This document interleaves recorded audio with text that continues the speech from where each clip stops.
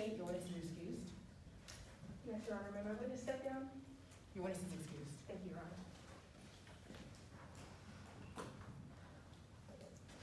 Would the state like to call your next witness? Your Honor, the prosecution calls Ms. Alice DeJong to the stand. Oh, sorry, Skylar DeJong.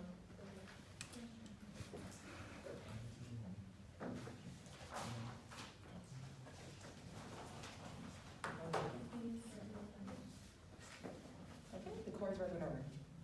Thank you, Your Honor. Good morning. Please introduce yourself to the court. Hello, my name is Ms. Skylar Dion, but most of my friends just call me the new Idina Mensler. So, Ms. DeJong, where are you from? I'm a local here in Midlands. And why are you here today in court? Chuggies was such an important part of our community, and I just want to see justice served. What do you do for a living? Right now, I'm kind of in between jobs. I was supposed to be touring with the cast of Wicked as an ensemble member, but because of COVID, that got cut short. I help high school students that are attempting to get into Midland State University's top-notch theater program, which I graduated from. But my last real job was at Chuggies. When did you start working at Chuggies? Shortly after my 21st birthday in 2018. How did you like working at Chuggies? I mean, I loved it. It was supposed to be a stepping stone in my career. Every great actress was a bartender before they made it big. Sandra Bullock, Alex Grace, and then soon to be me. So, you were working at the bar when it was bought by the defendant? Yes, at that point I'd been working there for a year. Do you see the defendant in the courtroom today? Yes, I do. Your Honor, please let the record reflect that Ms. Skylar DeJong has identified the defendant, Dakota Sutcliffe. Did the witness point to the defendant? Record reflects. Thank you.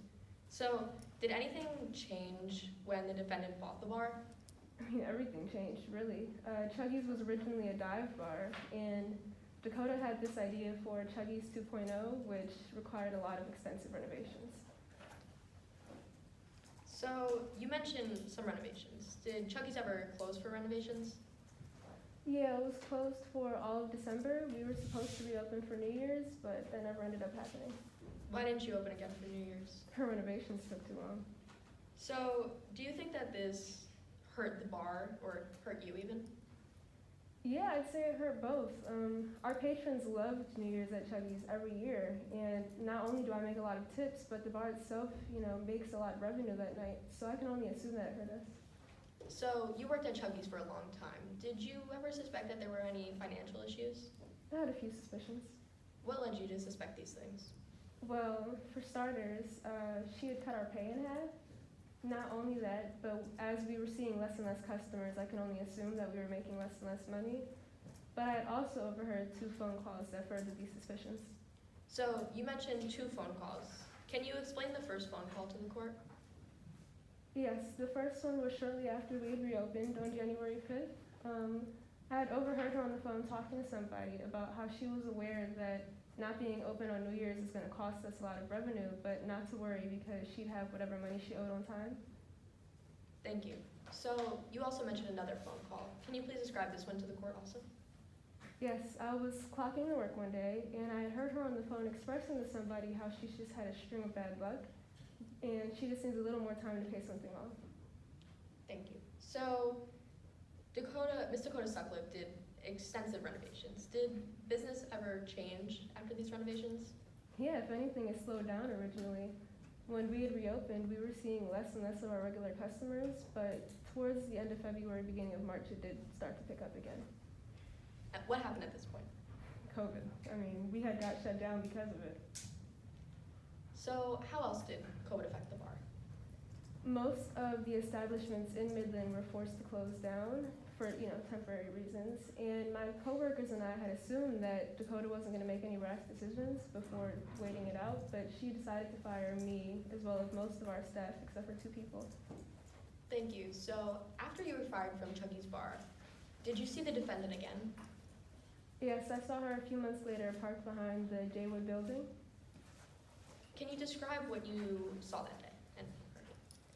Yes, I had overheard her on the phone. The windows in the truck that she was in were rolled down, And I had heard her expressing to somebody how she wasn't sure if an insurance payoff was going to be enough to cover a loan. So, did she notice you at any point? Yeah, she noticed me as I was trying to leave. And when she had saw me, she made these wide eyes, rolled the windows up really quickly, and turned her back on me. So, what were you doing the night of July 31st, 2020? I was on a late night stroll. I get bouts of insomnia when I'm really stressed out, and not knowing my financial situation at the time was stressing me out, so I was walking. So, can you tell the court what you saw that night?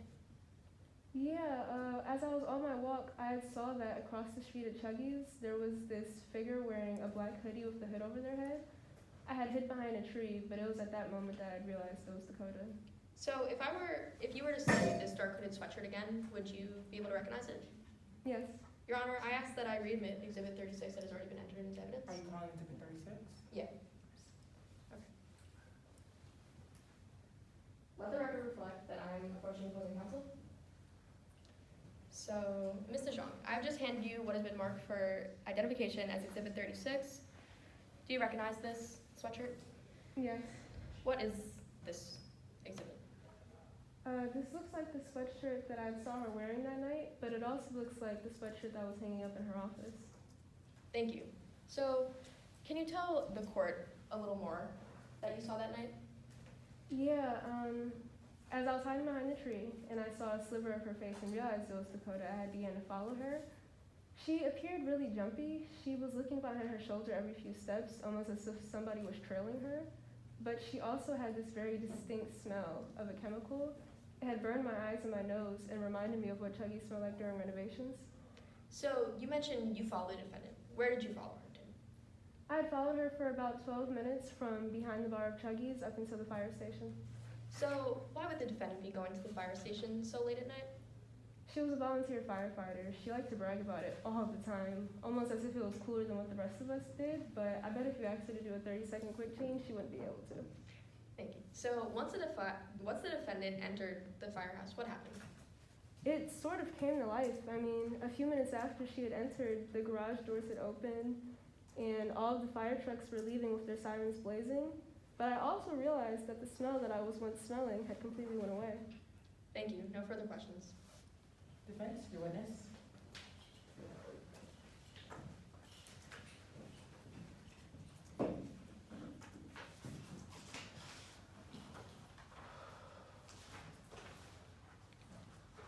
Ms. Diem, Good morning. you started working at Chuggy's Bar in 2018, correct? Yes, You loved Chuggy's Bar. I did. More specifically, you loved the old dive bar Chuggy's, correct? I'd say that I love Chuggy's regardless. You didn't like what Miss Sutcliffe turned the bar into, did you? I didn't like her direction.